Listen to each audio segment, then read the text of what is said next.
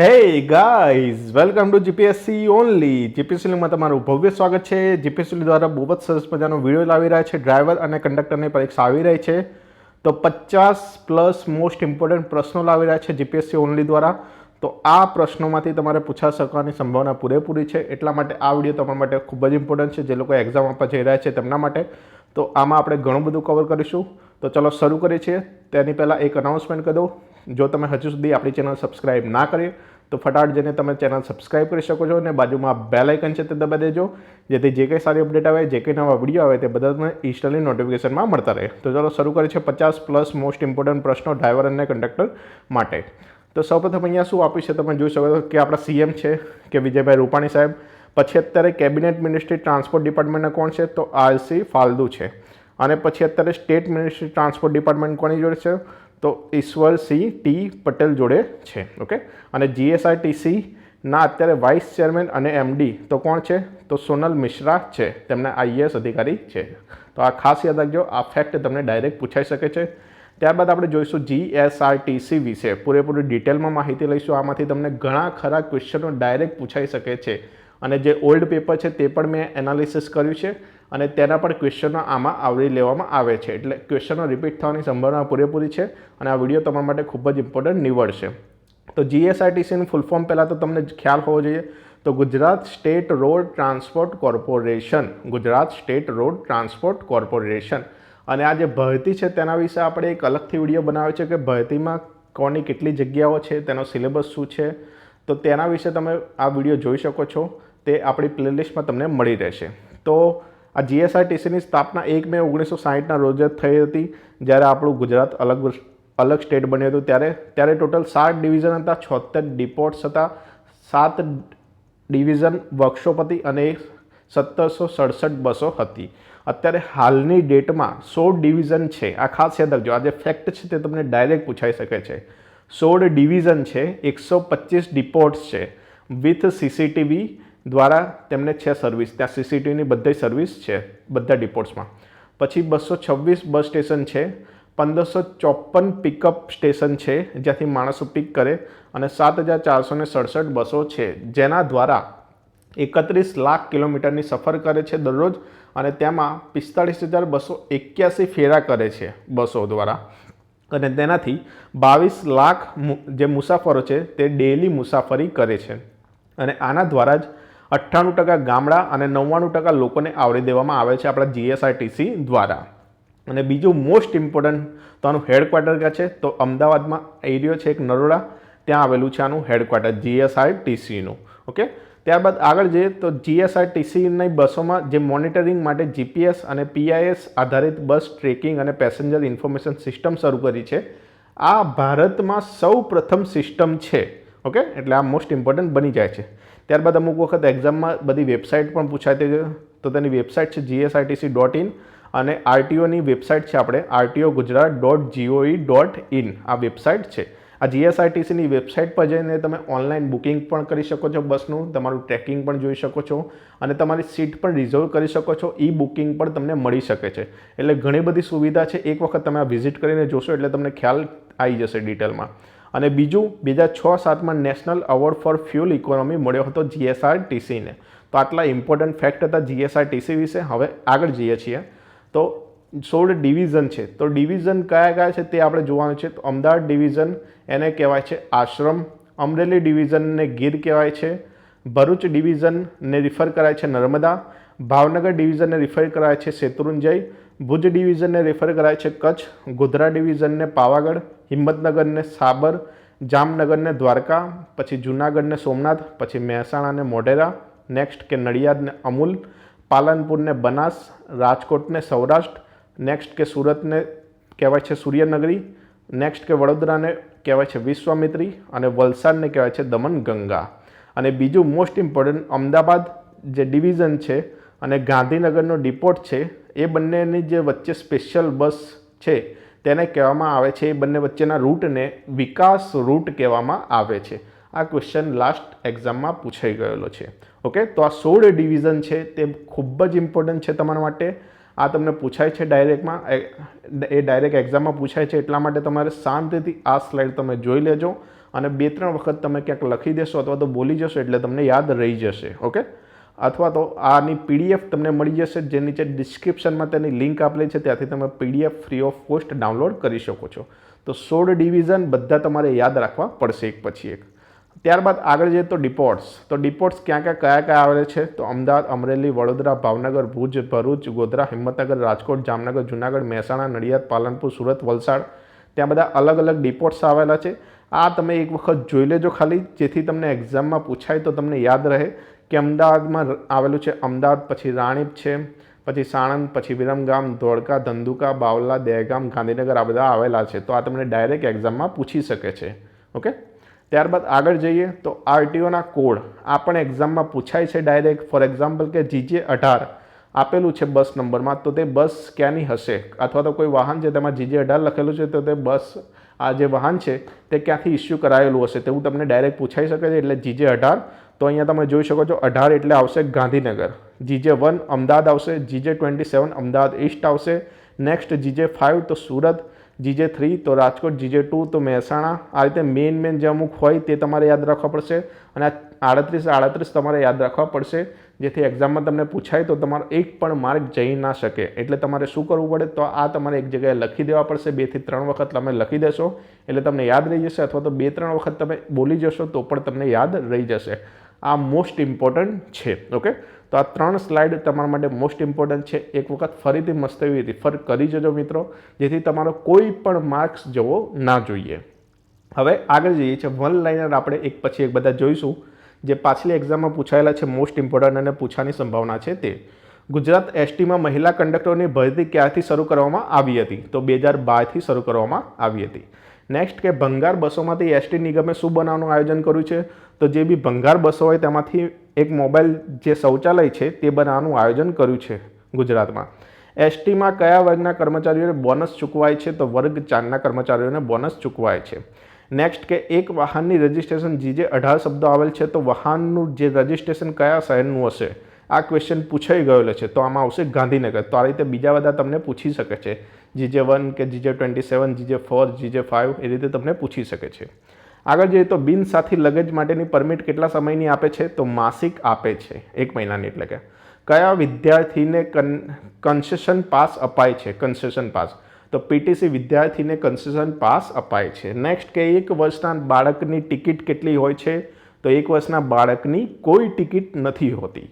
Next કે highway પરની હોટલો પર ST બસોને અધિકૃત રોકાણ માટે ST શું આપે છે? તો ST તે લાયસન્સ આપે છે. નેક્સ્ટ કે અમદાવાદ ગાંધીનગર વચ્ચે ચલાવવામાં આવતી બસોનું બ્રાન્ડ નેમ શું છે? તો તેનું બ્રાન્ડ નેમ છે વિકાસ રૂટ છે. આગળ જઈએ તો ભયજનક રીતે વાહન હંકાવનારું એ કઈ કલમ નીચે એક શિક્ષાપાત્ર ગુનો બને છે? તો કલમ 184. તમને કલમો પણ પૂછે છે આ રીતે. આગળ જઈએ તો ટ્રાન્સપોર્ટ વાહન હંકાવનારું લાયસન્સ મેળવવા માટેનું કેન્દ્ર સરકારે શું ઠરાવેલું છે? તો ઉંમરની લાયકાત ઠરાવેલ છે તેના માટે. નેક્સ્ટ કે નશાયુક્ત હાલતમાં વાહન હંકાવનારા એના લોહીમાં આલ્કોહોલનું પ્રમાણ કેટલું હોવું જરૂરી છે? તો 100 મિલીલીટરમાં 30 મિલીગ્રામથી વધુ હોવું જોઈએ. આગળ જઈએ તો હેલ્મેટ પહેર્યા વગર મોટરસાયકલ હંકાવનાર સામે કઈ કલમનો ગુનો બને છે? તો કલમ 129. મેમામાં આ તમે કલમ લખાઈને આપશે, કલમ 129નો તમે ભંગ કર્યો છે. આગળ જઈએ તો બસની પાછળ આવતા વાહન માટે કેટલા બેલ મારી કંડક્ટર ડ્રાઈવરને સંજ્ઞા આપે છે? તો તેમાં આવશે 3 બેલ મારીને સંજ્ઞા આપે છે કંડક્ટર ડ્રાઈવરને. આગળ જઈએ તો અકસ્માત સમયે પંચનામું કોને કરવાનું હોય છે? તો પોલીસે કરવાનું હોય છે.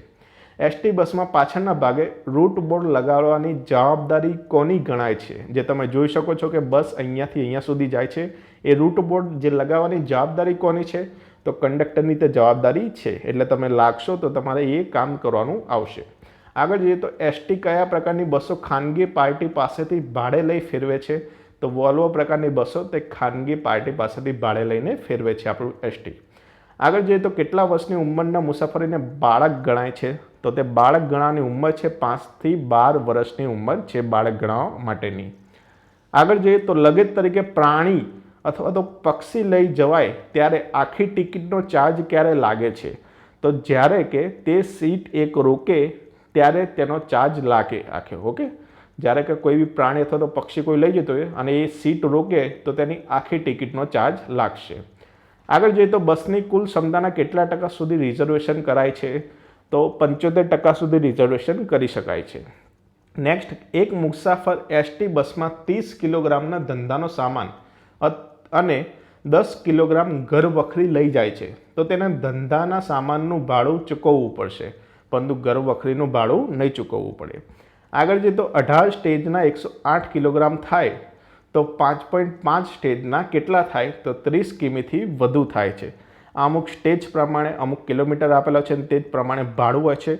કોઈ પણ તમે બસમાં સફર કરશો તો તેના કંડક્ટરને તમે પૂછશો ડાયરેક્ટ, તો તે તમને બધું જણાવશે.